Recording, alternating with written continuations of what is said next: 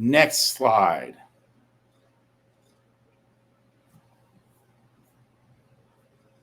Let's see. Stan the Milkman. He says, 23-year-old Christian girl who lived with her parents until choosing my city to study at because no relatives were there. Very common. And this is the week.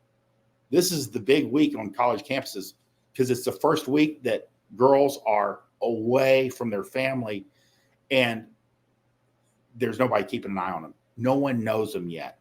They're anonymous. They can do the things they want to do, which usually means get on an app and hook up with dudes in some city where they're never going to see them again. It's a great week if you're in that age range to be on the apps because you got all this new talent coming into town for universities.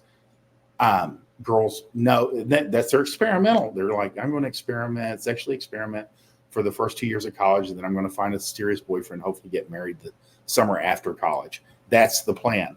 So just know that that's the real deal. Girls, that's why they travel, but they'll also move to a city without any family or friends, preferably nobody that knows them from school. Because you'll notice, like, even girls, like, very rarely will they see somebody from like high school when they get into college. You're like, oh, great. They're usually surprisingly they stay away from them.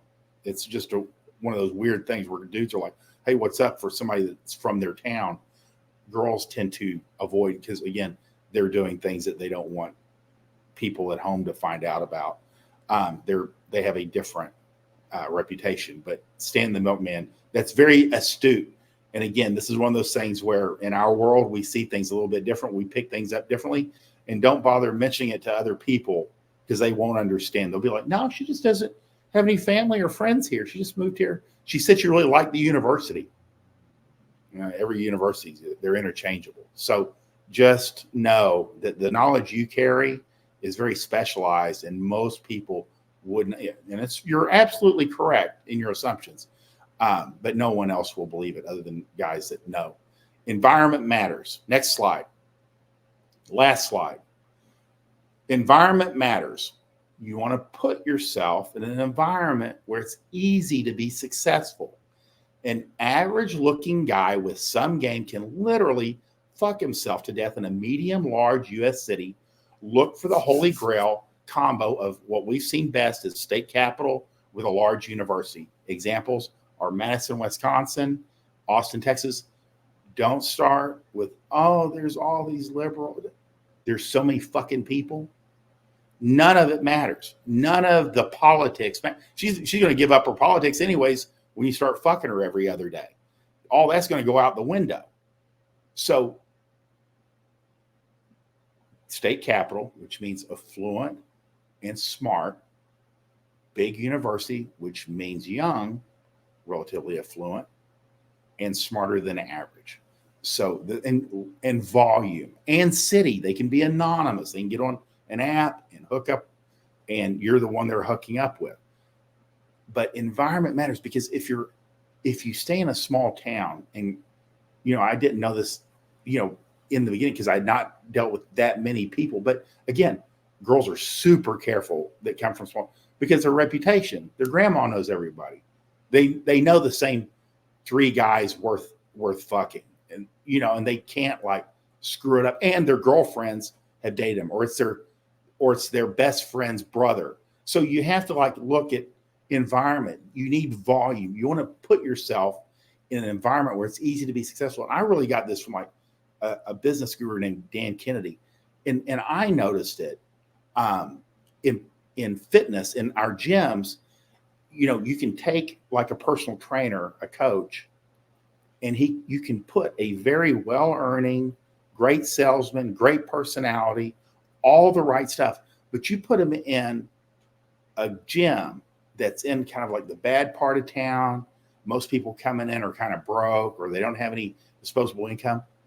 He's not going to do well, if at all. He may not sell anything, as opposed to you put him in a upper middle class or affluent. You put him in a Lifetime, you put him in an Equinox, and he's going to clean up because he's in the right environment. The best talent in the world, again, this is why actors moved in LA or New York City. The best talent will not do well in the wrong environment. And you want to put yourself into an environment where you don't have to be that good to be successful. Again, if you're an okay trainer and your sales skills are medium, but they put you in Highland Park, Dallas, or in a very affluent, active neighborhood, you're going to do well despite yourself.